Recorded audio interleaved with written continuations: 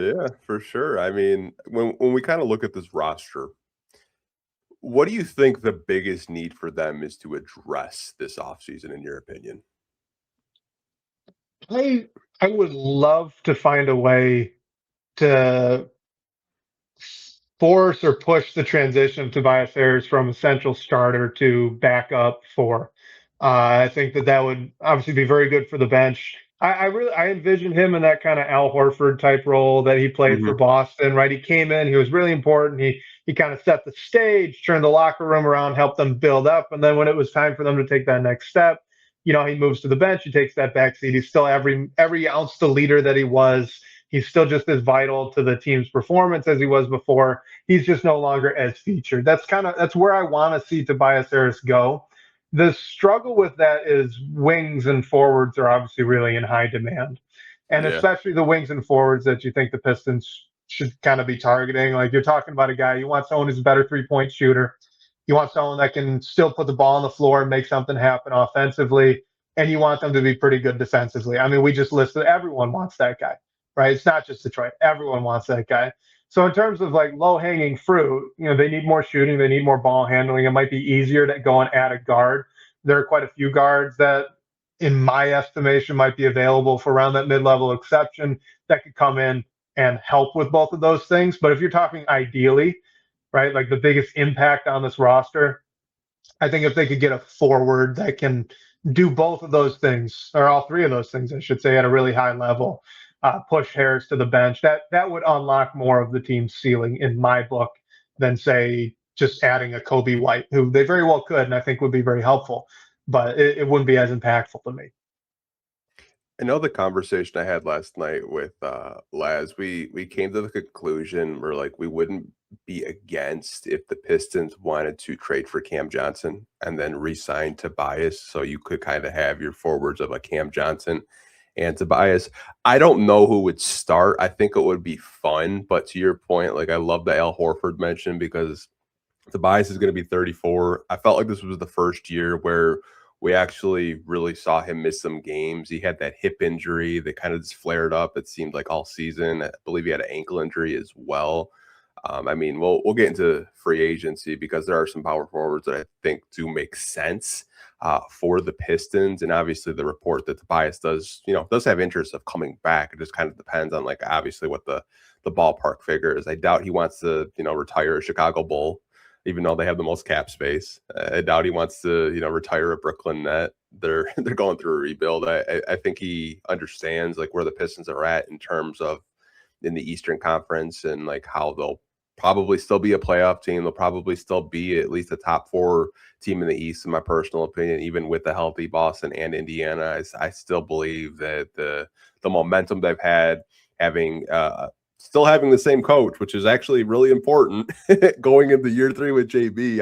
I personally think if you're able to find a power forward that may be a little bit more athletic in transition that can run with Asar and Kate Cunningham, um, and also have Tobias back, maybe it's off the bench, I think is a really high value veteran that can still contribute. I mean, we saw what he did in the playoffs, especially against the Magic. He was number two option, which I didn't think a lot of people assumed that Tobias was going to kind of step into that role just because of like everyone just mentions like him not being a contributor in Philly, but that has more to do with like the coaching in Philly than Tobias Harris itself. But um, I'm with you. I think power forward position to me is higher on my list than maybe possibly another guard, just because if Tobias does get hurt, like who is the long term four on this team personally.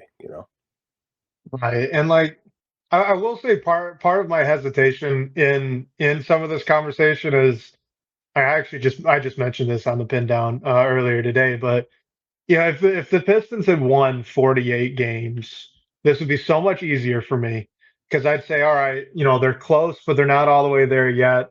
And you look at this roster, you got two young guys that over the next 2 years could really take a leap, and those two guys being, I think, Danis Jenkins and Ron Holland. And you look at the holes on the roster, you go, there's a hole at the two next to Cade and at the four next to Asar.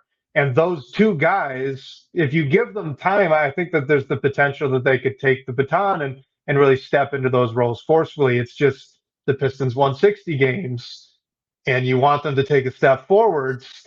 And so you start looking, it's like, how close is Ron Holland, right?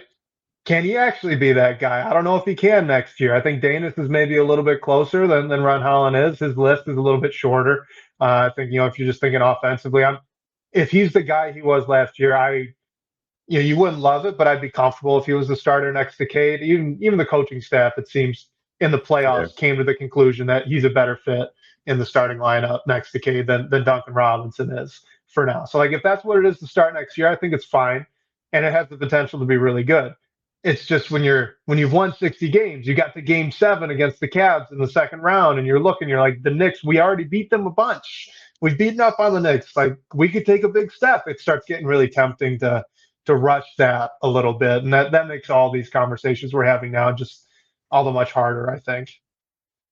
I agree with you with the Danis thing. Like I think that's why the Sam Vizini report with The Athletic of like all the draft prospects that we're going to talk about in a little bit. Like there's an archetype that the organization is looking for. They're looking for a guard that can not only shoot the ball, but also handle the ball and set stuff up. It's not that Cade Cunningham isn't able to do that every night. But I honestly think when there's another guard out there with him and he's able to play off ball, he is just a mismatch nightmare in isolation. So I think that's why they're looking for, combo guards that can facilitate and also shoot threes.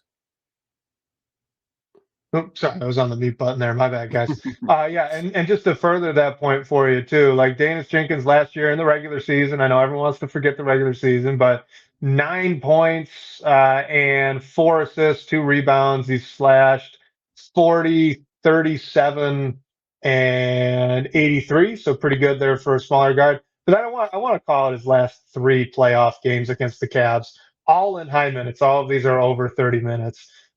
In game, what would that be? That would be game 5. 19 points, 3 assists, 2 rebounds. He went 8 of 17 from the floor. This is in the playoffs. Game 6, 15 points, 3 assists, 3 rebounds. He went 5 for 11 from the floor. And then obviously he struggled a little bit efficiency wise in game 7, but so did everybody. He still put up 17 points and what would that be? 5 assists, 3 rebounds. Like Danis Jenkins showed up there in the game 7, and those are the games he started. No, he also started game 4. There's something there. There is. I think that there's something there. I'm more cool projecting that one out than I am Ron Holland at this point, but I love. He's probably my favorite Piston to watch right now, other than Cade Cunningham. Anyway, he's just a buzz of energy out there. And hey, if you can translate, if he figured out the playoffs there in those last 3 games, and he can translate that into another step forward next year, you've got a really nice guard to pair next to Cade. Two-way guy He's a too. he's a unique guard in a sense where it's like if Cade has to sit out because he's got like maybe like just like a little like questionable injury, he can start, and we've seen him take over games. We've seen him just hit buzzer beaters to tie it in the overtime. But yeah, like if he takes a step in progression, I think maybe that kind of quiets the.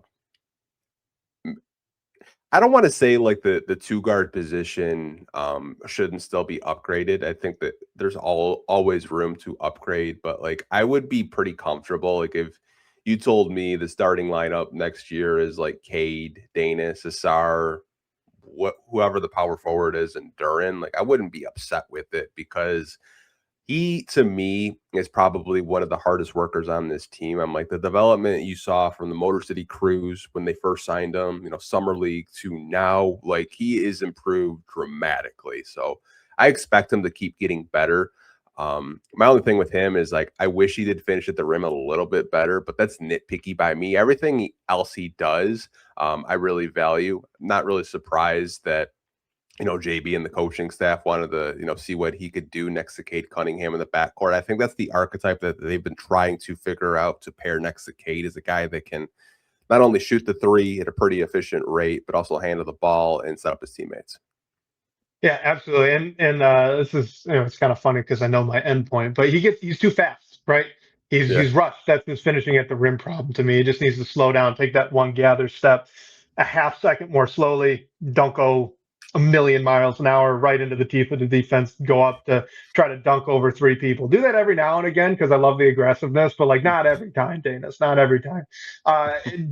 And that reminds me a lot of Jaden Ivey. I think Danis Jenkins can be everything that we wanted Jaden Ivey to be, maybe even a little bit more. It's just, it's still projection. Right? He's not there yet. So can he get there? I think he can. Is it next year? I don't know. I hope so. But we'll see. We'll see. I'd be to your point. If you're going to pick one of those two positions, right, either the two or the four, I'd say invest more in the four because I'm more confident that Jenkins can hold down that four at the two pretty Yeah. well, even without much of a step.